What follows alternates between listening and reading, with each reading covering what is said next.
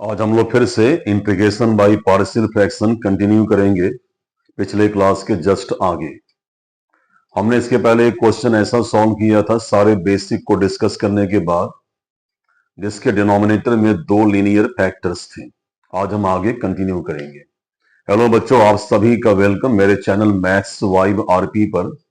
तो आइए कुछ और तरह के क्वेश्चंस हम कवर करते हैं जो एंटायर चैप्टर की समरी को, इसके बेसिक्स को आपको ठीक है इन्वॉल्व कर सके। तो एक और क्वेश्चन लेते हैं। जब बॉटम में दो लीनियर फैक्टर होंगे तो दो फ्रैक्शन बनते हैं, और जब नंबर ऑफ फैक्टर्स तीन होंगे लीनियर में तो फ्रैक्शन तीन बनेगा। तो मेथड सिमिलर है, बस कैलकुलेशन और जो इन्वॉल्विंग टाइम आपका होगा वो थोड़ा सा बढ़ जाता है। आज हम कुछ और डिस्कस करते हैं।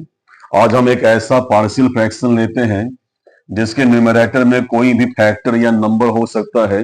यहां हमने एक फैक्टर रखा हुआ है और बॉटम में एक फैक्टर आपका लीनियर है और एक फैक्टर हमने जानबूझ करके क्वाड्रेटिक रखा हुआ है। तो हम एक ऐसे फ्रैक्शन को इंटीग्रेट करेंगे पार्शियल फ्रैक्शन के मदद से जिसके बॉटम में नंबर ऑफ फैक्टर तो दो हैं, लेकिन एक क्वाड्रेटिक और एक लीनियर है। जैसा कि आप सभी जानते हैं, ऐसे क्वेश्चन को स्टार्ट करने के पहले हम इंटीग्रेशन के प्रोसेस को छोड़ देते हैं और दिए गए फ्रैक्शन को ले करके उसको उसके मैक्सिमम पॉसिबल पार्शियल फ्रैक्शन में डिस्ट्रीब्यूट करते हैं। तो आइए पहले ये काम कर लेते हैं। तो फ्रैक्शन है x plus one whole upon x minus three into x square plus two. मैंने आपसे कहा था कि बॉटम में जितने फैक्टर्स होंगे उतने ही बनेंगे पार्शियल फ्रैक्शन। तो बॉटम में यहां पर दो फैक्टर्स हैं तो आपको मिलेगा दो पार्शियल फ्रैक्शन। पहला ये हो गया, दूसरा ये हो गया। पहले के बॉटम में x माइनस थ्री और दूसरे के डिनोमिनेटर में एक्स स्क्वायर प्लस टू है। क्योंकि यहां x की हाईएस्ट पावर वन है इसलिए न्यूमरेटर में एक कांस्टेंट होगा और x के हाईएस्ट पावर एक से एक कम यानी x पावर जीरो यहां पर एज ए मल्टीपल था, लेकिन वो न्यूमेरिकली वन में कन्वर्ट हो जाने के चलते आपको नजर नहीं आ रहा है। क्योंकि इस पार्शियल फ्रैक्शन में बॉटम में x की पावर दो है इसलिए न्यूमरेटर में दो कांस्टेंट आएंगे और x के हाईएस्ट पावर से एक कम पावर के वेरिएबल x से हम पहले कांस्टेंट में ठीक है मल्टीप्लाई करते हैं और ये फ्रैक्शन इन दोनों पार्शियल फ्रैक्शंस के सम के इक्वल है, ऐसा हम अज्यूम करते हैं। ये बात अलग है कि b की वैल्यू नेगेटिव होने पर ये नेगेटिव हो जाएगा, लेकिन इनिशियली हम इसे सम में ही एक्सप्रेस करते हैं। तो ये हमारा पहला स्टेप है। इसके आगे बढ़ने के लिए हमको लेफ्ट हैंड साइड के दिए गए बेसिक फ्रैक्शन को एज इट इज कंटिन्यू करना होगा। हम सॉल्व करेंगे आरएचएस को, ठीक है। हम इन दोनों फैक्टर्स का लेंगे एलसीएम जो कि हमेशा होगा x minus three into x square plus to. आगे बढ़ते हैं, ठीक है। इसको जब और सॉल्व करेंगे तो आपको मिलेगा a into x square plus two, ठीक है, plus B x plus C in a bracket into x minus three. ये बहुत ऑब्वियस है कि दोनों ओर के फ्रैक्शन के जो डिनोमिनेटर हैं सिमिलर है इसलिए कैंसिल हो जाएंगे। इसके बाद दोनों ओर के जो न्यूमरेटर्स हैं उनको हम लिखेंगे। हाँ, जब हम राइट हैंड साइड को सॉल्व करने जाएंगे तो राइट हैंड साइड के सभी ब्रैकेट्स को हम ओपन कर देंगे, सभी टर्म्स में आपस में मल्टीप्लाई करके उनको उनके सिंपलेस्ट फॉर्म में लिखेंगे। तो a इंटू एक्स स्क्वायर ये हो जाएगा a x square plus a into two ये हो जाएगा टू ए। आगे बढ़ते हैं, बी एक्स इंटू एक्स ये हो जाएगा बी एक्स स्क्वायर मल्टीप्लाई करने के बाद में x से मल्टीप्लाई करेंगे प्लस c में, तो plus c into plus x will be C x और मल्टीप्लाई करेंगे नेगेटिव थ्री से इन दोनों टर्म में, तो negative three into plus B x ये हो जाएगा थ्री बी एक्स और माइनस थ्री इंटू सी ये हो जाएगा माइनस थ्री सी। ये हो गया आपका, ठीक है। यहां से आगे बढ़ते हैं। इसके बाद कंटिन्यू करने का प्रोसेस ये होता है कि x की जो जो पावर जिन जिन टर्म्स में कॉमन है उन टर्म्स को एक ब्रैकेट में कलेक्ट करके उसमें से वो पावर कॉमन निकाल लेंगे। तो एक्स स्क्वायर के सारे टर्म एक साथ कर लेंगे, बाद में एक्स के सारे टर्म्स को भी एक साथ कर लेंगे और अंत में उन सभी टर्म्स को एक साथ गैदर करेंगे जिनमें कोई एक्स का टर्म नहीं है, यानी जो लीनियर है। ठीक है, तो आगे बढ़ते हैं। x plus one as it is in LHS, हम यहां कुछ कर सकते भी नहीं है। एक्स स्क्वायर हमने इस टर्म में से और इस टर्म में से कॉमन निकाला और कॉमन से इन दोनों टर्म में डिवाइड करने पर आपको a प्लस बी मिलेगा। ये बहुत ही क्लियरली दिख रहा है कि x यहां से और यहां से कॉमन है, तो x हम इन दोनों टर्म से कॉमन निकालेंगे। ठीक है, कॉमन निकालने के बाद हम इस कॉमन से इन दोनों टर्म में डिवाइड करेंगे तो आपको वैल्यू मिलेगी -3b प्लस सी। मैंने b के टर्म को पहले कर दिया है और b के टर्म को उसके साइन के साथ ठीक है मेंटेन रखा है। अब मैंने कहा था कि वे सभी टर्म जिनमें x का मल्टीपल नहीं दिखेगा they are known as a constant, और हम सभी कांस्टेंट टर्म को एक साथ एक ब्रैकेट में इकट्ठा कर लेंगे। तो 2a माइनस 3c, ठीक है, हम इसको लेंगे एक ब्रैकेट में। सभी ब्रैकेट को ओपन करने के बाद सभी टर्म में मल्टीप्लाई करने के बाद सेम पावर को कॉमन निकालने के बाद ठीक है फिर इससे ब्रैकेट जब बन जाते हैं तो यहां से आगे बढ़ने का मेथड ये है कि लेफ्ट हैंड साइड में x की जो पावर आपको नजर नहीं आती है राइट हैंड साइड में उस पावर के कोफिशिएंट को आप 0 अज्यूम करेंगे, क्योंकि यहां साइन इक्वल टू का है। ठीक है, यहां साइन इक्वलिटी का है, मतलब ये निकला कि दोनों ओर के x के सिमिलर पावर के जो कोफिशिएंट होंगे वो इक्वल होंगे। एक्स स्क्वायर केवल RHS में है, लेफ्ट हैंड साइड में नहीं है।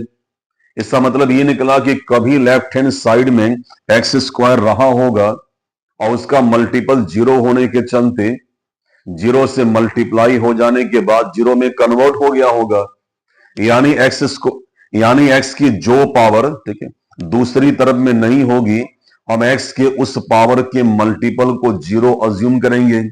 ठीक है, तो हम लोग एक्स स्क्वायर के मल्टीपल a प्लस बी को 0 ठीक है एस्टेब्लिश करेंगे। उसके बाद x की जो पावर दोनों तरफ में होगी हम उसके मल्टीपल को चाहे वो विजिबल हो या चाहे वो इनविजिबल हो एक दूसरे से कंपेयर करेंगे, यानी इक्वेट करेंगे, इक्वेशन फॉर्म करेंगे। तो यहां पर x का मल्टीपल इनविजिबल 1 है, तो हम इस 1 को x के इस मल्टीपल -3b प्लस सी से इक्वेट करके एक इक्वेशन फॉर्म करेंगे। तो हमारा नेक्स्ट इक्वेशन होगा -3b plus C equal to 1। एक और बात, RHS में या लेफ्ट हैंड साइड में ठीक है जो कांस्टेंट का ब्रैकेट होता है, जो कलेक्शन ऑफ कांस्टेंट होता है, जो ग्रुप ऑफ कांस्टेंट होता है, उस कांस्टेंट को हम लोग दूसरी ओर के दिए गए रियल नंबर से इक्वेट करते हैं। तो 2a माइनस 3c ये आपका ग्रुप ऑफ कांस्टेंट है, तो हम इस पूरे कांस्टेंट को इस रियल नंबर 1 से इक्वेट करेंगे। तो हमें एक और इक्वेशन मिलेगा 2a minus 3c equal to 1। तो हमने 1 2 3 इक्वेशन प्रोड्यूस कर लिए हैं। अब हमें साइमल्टेनियस इक्वेशन मेथड से इन तीनों इक्वेशंस को सॉल्व करके यहां से a b और c की वैल्यू फाइंड आउट करनी है। उसके बाद हम a b और c की वैल्यू को इन पार्शियल फ्रैक्शन के न्यूमरेटर में सब्स्टिट्यूट करके तब जा करके हम इन दोनों को अलग अलग इंटीग्रेट करेंगे। तो आइए इस आगे कंटिन्यू करते हैं।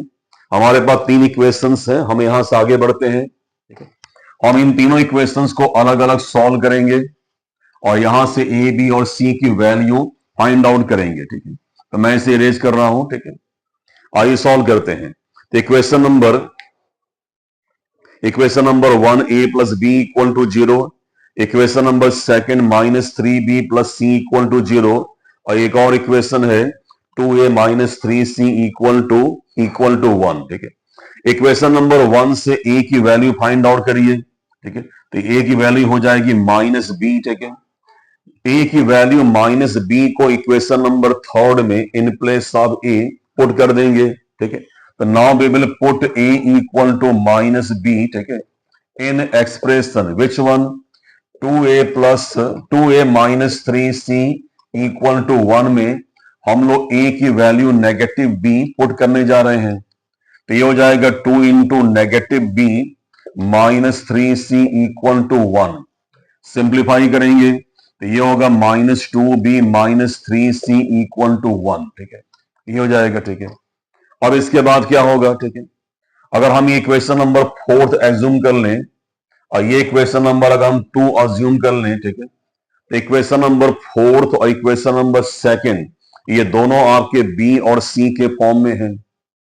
अगर आप अगर आप इन दोनों इक्वेशन से किसी एक कांस्टेंट के मल्टीपल को इक्वल कर लें, ठीक है, तो ड्यू टू सब्ट्रैक्शन या एडिशन उनमें से वो कांस्टेंट कैंसिल हो जाएगा और आपको रिमेनिंग कांस्टेंट की वैल्यू फाइंड आउट हो जाएगी। ये क्लास 10 का मेथड है, आपने कई बार इसे इंप्लीमेंट किया होगा क्लास 10th में, 8th में, इसके पहले भी। तो आइए सॉल्व करते हैं। इक्वेशन नंबर सेकंड में c का मल्टीपल 1 है, इक्वेशन फोर्थ में c का मल्टीपल 3 है। अगर हम c के कोफिशिएंट को इक्वल करने पर कॉन्सेंट्रेट करें तो हमें इक्वेशन नंबर सेकंड में 3 से मल्टीप्लाई करना चाहिए। तो हम लोग इक्वेशन नंबर सेकंड में 3 से मल्टीप्लाई करेंगे, ठीक है। मल्टीप्लाई करने के बाद आपका ये 3c हो जाएगा।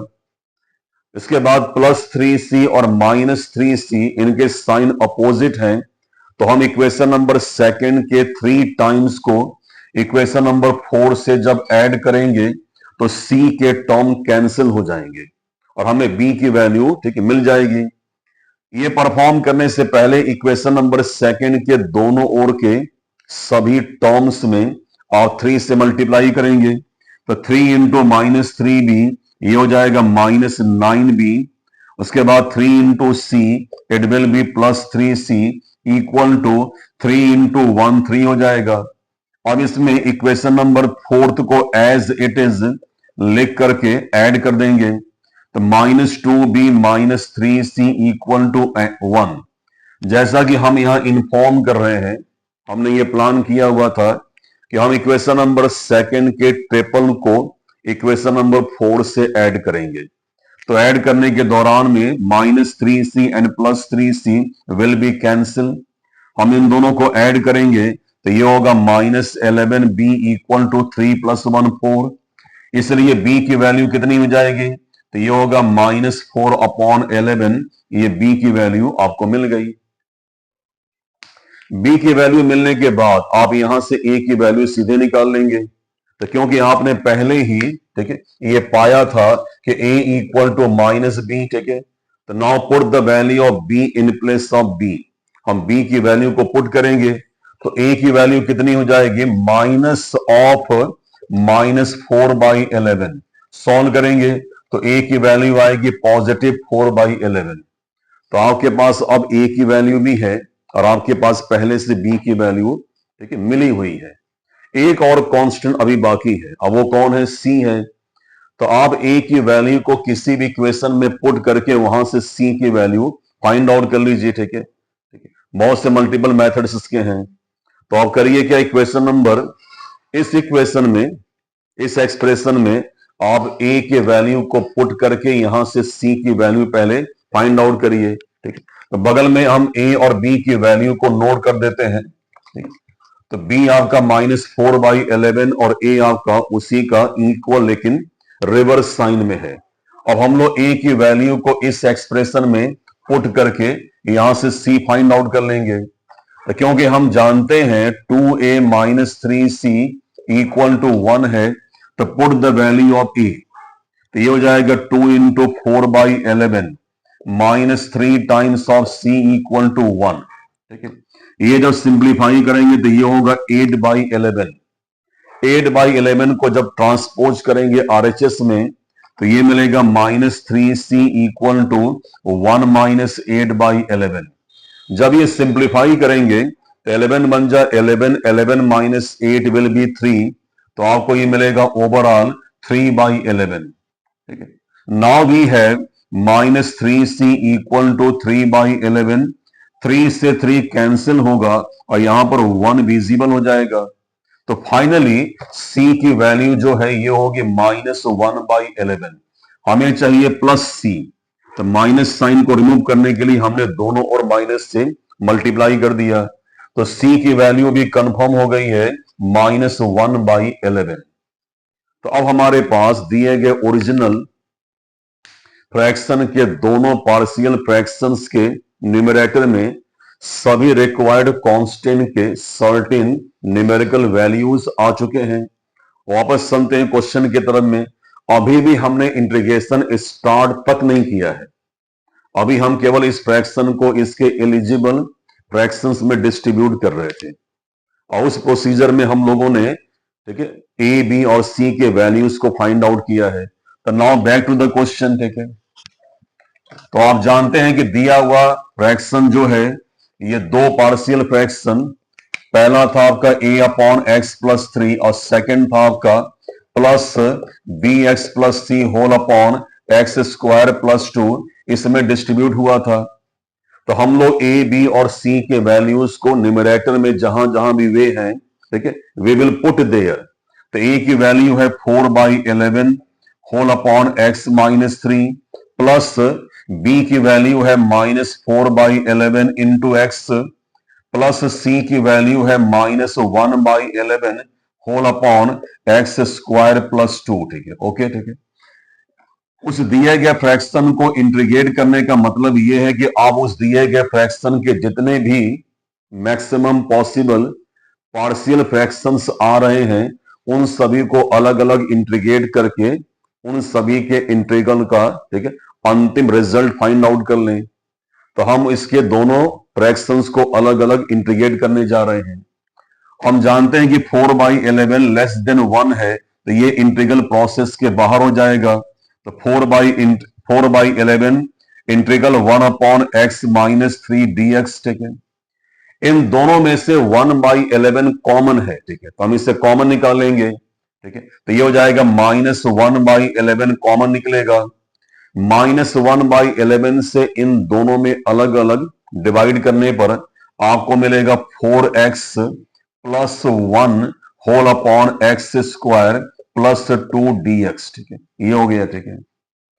आप सभी लोग जानते हैं कि इंटीग्रल 1/x ± a dx ये हमेशा होता है log x ± a, जहां a एक रियल नंबर है।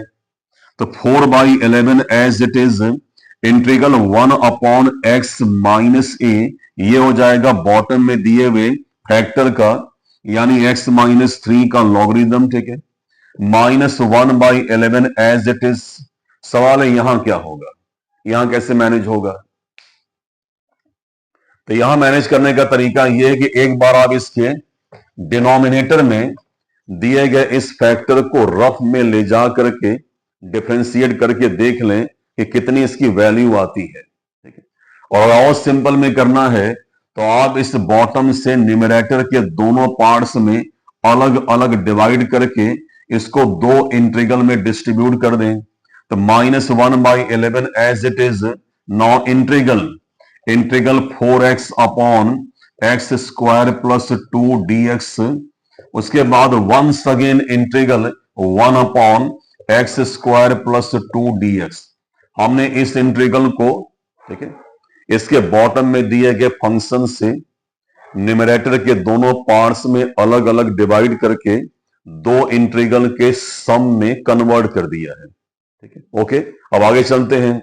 हम ये जानते हैं कि x² + 2 का जो डेरिवेटिव होगा ये केवल और केवल 2x होगा, ठीक है, ठीक है। तो हम यहां से 4x में से 4x में से एक 2 को इंटीग्रल साइन के बाहर करते हैं। इस 2 को यहां से बाहर करने पर ये जो न्यूमरेटर है ये डायरेक्टली इसके बॉटम में दिए हुए इस फंक्शन का डेरिवेटिव होगा, ठीक है। और रहा सवाल यहां क्या होगा, तो x² के स्क्वायर होने के चलते हम इस 2 को स्क्वायर फॉर्म में एक्सप्रेस करेंगे, तो ये आपका √2 का स्क्वायर हो जाएगा, ठीक है, ठीक है। और आप ये जानते हैं कि integral of numerator upon denominator, ठीक है, ठीक है, अगर न्यूमरेटर जो है, ठीक है, ddx है डिनोमिनेटर का, तो ऐसे फंक्शन का जो डेरिवेटिव होता है ये हमेशा लॉग ऑफ बॉटम होता है। तो क्योंकि 2x जो है एक्स स्क्वायर प्लस 2 का डेरिवेटिव है, इसलिए हम इस इंटीग्रल की वैल्यू निकालेंगे एक्स स्क्वायर प्लस 2 का लॉगरिदम, ठीक है, और ये 2 मल्टीप्लाई होगा 1/11 से, तो ये हो जाएगा 2/11, ठीक है। बाकी terms as it is continue करेंगे, ये पहले सॉल्व हो चुका था। और आप ये जानते हैं कि इंटीग्रल 1/x² प्लस ए स्क्वायर ये होता है 1/a, यानी 1/√2 tan इनवर्स x/a। इस समय a आपका √2 है और 1/11 से मल्टीप्लाई इन दोनों ही इंटीग्रल में होगा, तो ये हो जाएगा 1/11√2, ठीक है। एंड में एक कांस्टेंट c ऐड करेंगे जो इन सभी इंटीग्रल में ऐड किए गए अलग अलग कांस्टेंट के समेशन को रिप्रेजेंट करेगा। तो this is the question of 4 marks, you can check, आप कहीं भी देख सकते हैं, और लगभग हर साल क्वेश्चन यहां से आते ही आते हैं। तो बच्चों प्लीज सब्सक्राइब करें, शेयर करें, ठीक है। मिलते हम लोग हैं नेक्स्ट वीडियो में अगले क्लास में।